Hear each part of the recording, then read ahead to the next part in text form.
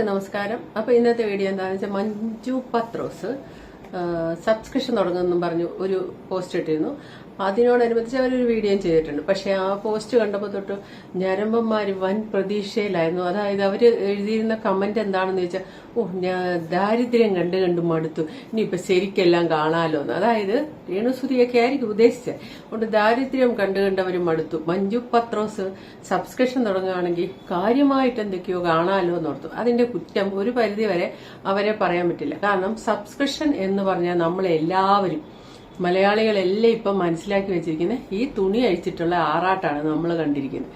എന്നാ ശരിക്കും പറഞ്ഞാൽ ഇവിടെ മെറ്റ ഇൻസ്റ്റയൊക്കെ ഇവിടെ ഇത് ചെയ്യുമ്പോൾ അവർ സ്വപ്നത്തിൽ പോലും ഓർത്തിട്ടില്ല മലയാളി പെണ്ണുങ്ങൾ ഇതുപോലത്തെ പരിപാടി ചെയ്യുമെന്ന് അവർ ഓർത്തിട്ടില്ല. അതാണെന്ന് എനിക്ക് തോന്നിയിരിക്കുന്നത്.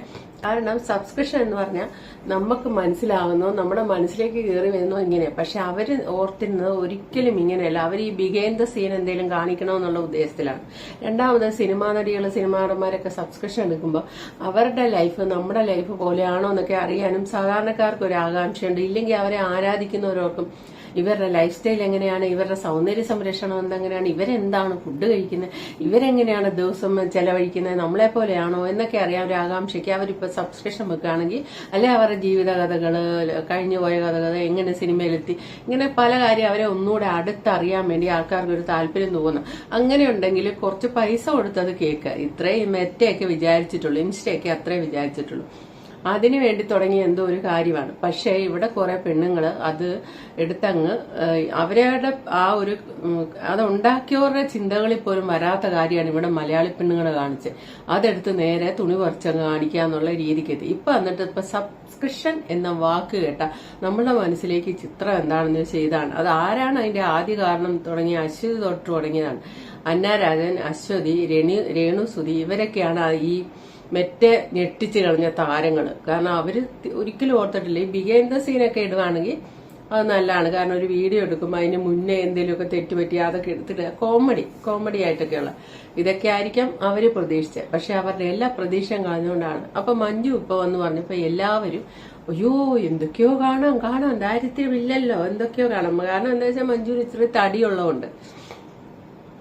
പക്ഷെ മഞ്ജു ഭയങ്കരമായിട്ട് നിരാശപ്പെടുത്തി എല്ലാരും. മഞ്ജു പറയുന്ന കേൾക്കാം. വന്ന കാര്യം അങ്ങ് പറഞ്ഞേക്കാം.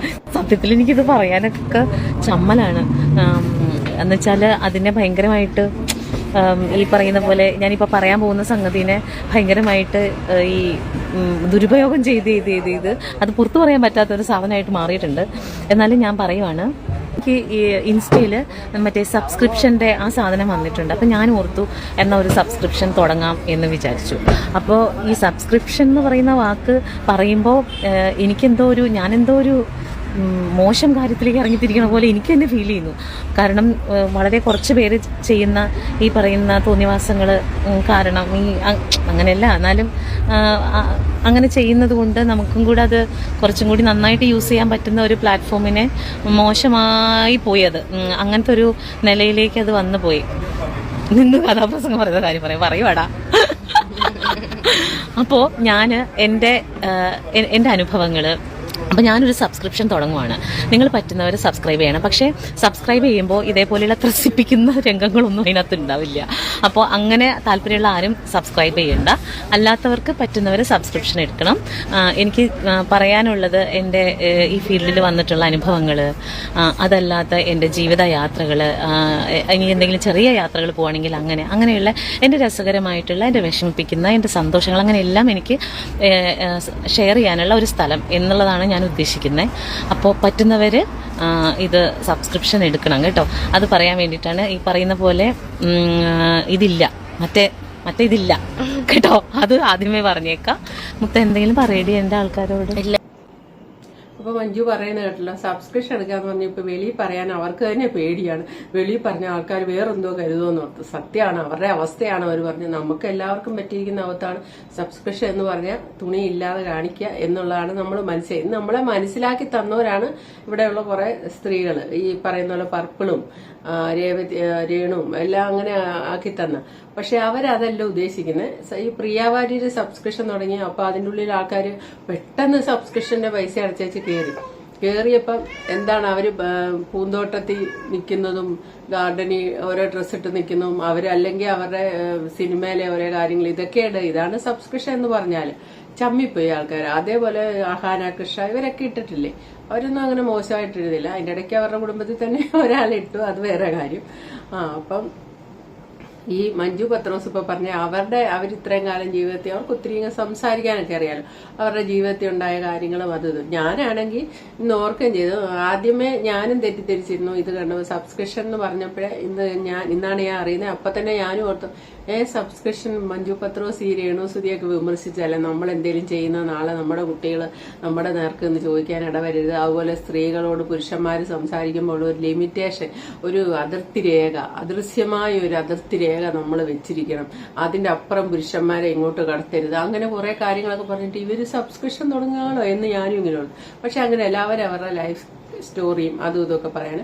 നമുക്ക് അവരുടേതായ പേഴ്സണൽ കാര്യങ്ങൾ അറിയാൻ വേണ്ടി ആഗ്രഹം ഉണ്ടെങ്കിൽ നമ്മൾ കാശ് കൊടുത്ത് കേൾക്കുക, മാന്യമായിട്ട്, അത്രയേ ഉള്ളൂ, അല്ല വേറെ ഒന്നുമില്ല. അപ്പം അശ്വതി തോറ്റു തുന്നം പാടി പോകാൻ തയ്യാറല്ല പർപ്പിള്. കാരണം പർപ്പിളിന്റെ അക്കൗണ്ടിൽ അടിച്ച് കളഞ്ഞായിരുന്നല്ലോ ഇൻസ്റ്റ. അപ്പൊ അത് റിപ്പോർട്ട് അടിച്ചിട്ട് പോയതൊന്നും അല്ല, ഇൻസ്റ്റ തന്നെ കളഞ്ഞാണ്. അപ്പൊ പുള്ളിക്കാരത്തി തോറ്റു തുന്നം പാടി പോകാൻ തയ്യാറല്ല, വെബ്സൈറ്റ് ഉണ്ടാക്കി തിരിച്ചു വരുന്നുണ്ട്. ആ വിവരം നിങ്ങൾക്ക് അറിയട്ടെ. ഹായ് ഗായ്സ്, പർപ്പിൾ ആണ്. എല്ലാവർക്കും സുഖമായിരിക്കുമെന്ന് വിശ്വസിക്കുന്നു. അപ്പൊ ഞാൻ പറഞ്ഞതുപോലെ പുതിയ വെബ്സൈറ്റ് സ്റ്റാർട്ട് ചെയ്തിട്ടുണ്ട്. എങ്കിലും എന്തായാലേ തോറ്റു തുന്നം പാടാൻ തയ്യാറല്ല. കാരണം അത്ര കോടികൾ കയറിക്കൊണ്ടിരുന്നതാണ്, അത്രയധികം ആരാധകരുണ്ട്. ഈ പുള്ളിക്കാരത്തിയാണ് ലണ്ടനിലൊക്കെ പോയി പഠിച്ച് വിദേശ രാജ്യങ്ങളിലൊക്കെ യാത്ര ചെയ്ത് മാർക്കറ്റിംഗ് ജോലിയൊക്കെ ചെയ്യുന്നത്. അപ്പൊ എങ്ങനെ മാർക്കറ്റിംഗ് ജോലി ചെയ്യണമെന്നുള്ള അറിയാമോ? അതാണ് ഈ സംഭവം. ലിങ്കുണ്ട്, താല്പര്യമുള്ളവര് സബ്സ്ക്രൈബ് ചെയ്യുക. ഞാൻ 1 വീക്കായിട്ട് ലൈവ് പോകുന്നുണ്ടായിരുന്നു. അപ്പൊ കുറെ പേർക്ക് ഭയങ്കര പരാതി, ലൈവ് കുറച്ച് പ്രീമിയം ആയതുകൊണ്ട് റേറ്റ് കുറയ്ക്കണമെന്ന്. ഒരുപാട് പേര് പറയുന്നു അവർക്ക് ചേച്ചിയെ കാണണം, ചേച്ചിയുടെ ലൈവ് അറ്റൻഡ് ചെയ്യണം, ഇന്ററാക്ട് ചെയ്യണം എന്നൊക്കെ. പ്രീമിയം ആയതുകൊണ്ട് റേറ്റ് കൂടുമെന്ന്, അതുകൊണ്ട് റേറ്റ് കുറയ്ക്കണമെന്ന്. എന്താ ഒന്ന് ആലോചിച്ചല്ലേ?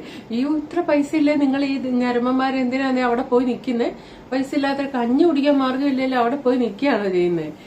പൈസ കുറയ്ക്കണമെന്നേ. അഫോർഡബിൾ ആയിട്ട് നാളെ ഒരു കിടിലൻ ഓഫറിലാണ് ലൈവ് സെറ്റ് ചെയ്തിരിക്കുന്നത്.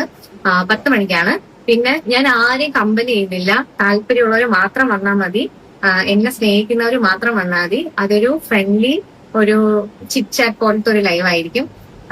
അല്ലാതെ നിങ്ങൾ ഉദ്ദേശിക്കുന്ന പോലത്തെ സംഭവങ്ങളൊന്നും താല്പര്യമുള്ളവർ വരിക, കാണുക, ഞാനുമായിട്ട് ലൈവ് അറ്റൻഡ് ചെയ്യുക. പിന്നെ മെറ്റയില് ഒരുപാട് റെസ്ട്രിക്ഷൻസ് ഉള്ളത് കാരണം ഞാന് ഇൻസ്റ്റഗ്രാമില് സബ്സ്ക്രിപ്ഷൻ തുടങ്ങുന്നില്ല. പിന്നെ ഈ അക്കൗണ്ടും ചിലപ്പം അടിച്ചു പോവാം. പക്ഷെ എത്ര അക്കൗണ്ട് അടിച്ചു പോയാലും ഞാൻ പുതിയ അക്കൗണ്ടുകൾ തുടങ്ങുന്നതായിരിക്കും. എന്നെ ഒരാളെങ്കിലും ഫോളോ ചെയ്യാനുണ്ടെങ്കിൽ ഞാൻ ഇൻസ്റ്റാഗ്രാം അക്കൗണ്ട് പുതിയത് തുടങ്ങും. ഞാൻ ഒരു ബാക്കപ്പ് അക്കൗണ്ട് കൂടെ തുടങ്ങിയിട്ടുണ്ട്, അത് ഞാന് ബയോയിൽ കൊടുത്തിട്ടുണ്ട്. അപ്പൊ നിങ്ങള് അതൊരു പ്രൈവറ്റ് അക്കൗണ്ടാ, താല്പര്യമുള്ളവര് കയറി ഫോളോ ചെയ്യുക. പിന്നെന്താ, പിന്നെ അപ്പൊ അത്രേ ഉള്ളൂ. നാളെ അപ്പോ നമുക്ക് കാണാം. ഓക്കെ. അപ്പം പർപ്പിള് വാശിത്തിക്കാനെ ഒരാളുണ്ടെങ്കിലും പർപ്പിൾ ഇത് നിർത്തിപ്പോവില്ല എന്ന് പറഞ്ഞിട്ടുണ്ട്. പിന്നെ ഈ സദ്യക്ക് വിളമ്പിയിട്ട് പിന്നെ പുറവർക്ക് വിളമ്പുക എന്ന് പറഞ്ഞ രീതി പണ്ടൊക്കെ ഉണ്ടായിരുന്നു. അതേപോലെ ഇപ്പൊ തോന്നുന്നത്, അതായത് പ്രീമിയം ലൈവ് ഒക്കെ നടത്തും, കാശ് നല്ലപോലല്ലേ, അതല്ലാതെ ഓഫറിൽ നടത്തുന്നുണ്ട്. ഈ ഓഫറിൽ നടത്തുന്നവർ പക്ഷെ നിങ്ങൾ ഒട്ടും പ്രതീക്ഷിക്കരുത്. ഇങ്ങനെ നിങ്ങൾക്ക് അവിടെ നിങ്ങൾ പ്രതീക്ഷിക്കുന്ന പോലെ വല്ലതും കാണാമെന്നൊന്നും നിങ്ങൾ ഓർക്കരുത്. അതൊക്കെ പ്രീമിയം ലൈവിൽ മാത്രമേ ഉള്ളൂ.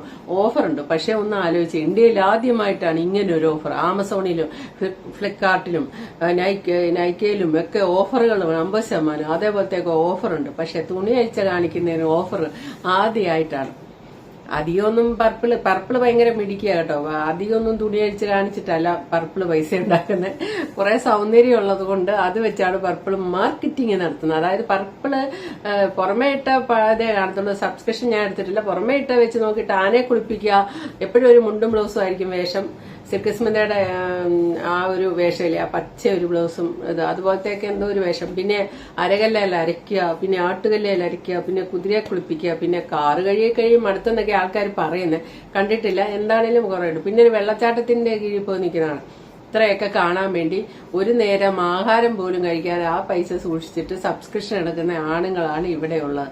അത്രയും ആരാധകരുള്ളപ്പം ഈ മെറ്റ എത്ര പണി അശ്വിനിക്ക് കൊടുത്താലും അശ്വിനി സത്യം പറഞ്ഞാൽ എങ്ങനെ വിട്ടിട്ട് പോകും? അതൊന്നും ആലോചിച്ച്. ഇതുപോലെ കോടിക്കണക്കിന് കാശ് ഇതുപോലെ പട്ടിണി കിടന്നിട്ട് സബ്സ്ക്രിപ്ഷൻ എടുക്കാൻ തയ്യാറായി ആരാധകർ ഇങ്ങനെ കമന്റ് ഇട്ടുകൊണ്ടേ ഇരിക്കുക, ചെറിയ പൈസയിലും കുറയ്ക്കണേ. അങ്ങനെയുള്ളപ്പം മെറ്റ എന്ത് പണി കൊടുത്താലും പുള്ളിക്കാരത്തി തോക്കല വെബ്സൈറ്റ് തുടങ്ങിയിട്ടുണ്ട്. ഏതായാലും ഇത് കംപ്ലീറ്റ് ഒരു വാക്കി തീർക്കാം. അതായത് കേരളത്തിലെ പുരുഷന്മാരുടെ ഒരു ദാരിദ്ര്യം എന്നേ പറയാൻ പറ്റത്തുള്ളൂ. സ്വന്തം വീട്ടില് വൈഫൊക്കെ ഉള്ളവരും ഉണ്ട് ഈ കൂടെ. അതാണ് ഈ ഓർക്കുന്നത്. എന്താ അധികം അതേപ്പറ്റി പറഞ്ഞിട്ട് കാര്യമില്ല. കാശുണ്ടാക്കുന്നവരുണ്ടാക്കി പോട്ടെ. എന്നാലും എനിക്ക് ഒന്നേ പറയാനുള്ളൂ, ഇൻസ്റ്റാഗ്രാമും മറ്റേക്ക് ഈ പറയുന്ന പോലെ ഈ ഒരു സബ്സ്ക്രിപ്ഷനുമായിട്ട് വന്നപ്പോൾ അവര് സ്വപ്നത്തിൽ പോലും ഓർത്ത് കാണുകയല്ല മലയാളി പെണ്ണുങ്ങൾ അത് ഉപയോഗിച്ച് തുണി പറിച്ച് പൈസ ഉണ്ടാക്കുന്നു. അവർ ഒരിക്കലും ഓർത്തിട്ടുണ്ടാവില്ലെന്നാണ് എനിക്ക് തോന്നിയിരിക്കുന്നത്. അവർ ഞെട്ടിപ്പോയിട്ടുണ്ട്. അതുകൊണ്ടായിരിക്കാം അശ്വിനിയുടെ അക്കൗണ്ട് അവർ കളയുന്നത്. ഒരാളെ ഉള്ളതിന് ഞാൻ ഇനിയും തുടങ്ങും പറയുന്നുണ്ട്. കാരണം ഇതിനെ അങ്ങനെ ഒരു മാറ്റി വിടുക ചെയ്ത ഇവര്. അവരതൊരു ആരേലും ഫെയിമുള്ള ആൾക്കാരുടെ വിശേഷങ്ങൾ അറിയാൻ അവരുടെ ആരാധകർക്ക് ഉണ്ടെങ്കിൽ നിങ്ങൾ പൈസ കൊടുത്ത് സബ്സ്ക്രിപ്ഷൻ പൈസ കൊടുത്തെടുത്ത് അവരുമായിട്ട് കൂടുതൽ നേരിട്ട് ചാറ്റ് ചെയ്ത് കൂടുതൽ അവരുടെ വിശേഷങ്ങൾ അറിയാൻ അതിനൊരു വേദി പോലെ ആയിരിക്കാം ഇൻസ്റ്റാഗ്രാം ഇത് ചെയ്ത്. പക്ഷെ ആ ഒരു ഓപ്ഷൻ എടുത്ത് തുണി പറിച്ച് കാണിച്ച് ഞരമ്പന്മാരെ പ്രീതിപ്പെടുത്തി അവരുടെ കുടുംബം വഴിയാധാരാകും. കാരണം ഒരു വിദേശത്ത് അല്ലെ എവിടെയെങ്കിലും ഒക്കെ പോകുന്ന പുരുഷന്മാർ വീട്ടിലെ പെണ്ണുങ്ങളുടെ കെട്ടുതാലി പണയം വെച്ചിട്ടും വീടിന്റെ ആധാരം വെച്ചിട്ടും അങ്ങനെയൊക്കെ പോയവരുണ്ട്. അവിടെ പോയാണേലും അതേപോലെ കഷ്ടപ്പെടുന്നവരുണ്ട്. ആ പൈസയാണ് ഈ കൊണ്ടു കൊടുക്കുന്നത്. ഒന്ന് ആലോചിക്കണം നിങ്ങൾ. അയ്യോ എന്തൊരു കഷ്ടം. ഇവരും കഷ്ടമാണ് ചെയ്യുന്നത്, വരുന്നവന്മാരും കണക്കാണ്. അപ്പൊ okay, thank you for watching. അടുത്ത വീഡിയോ കാണാം.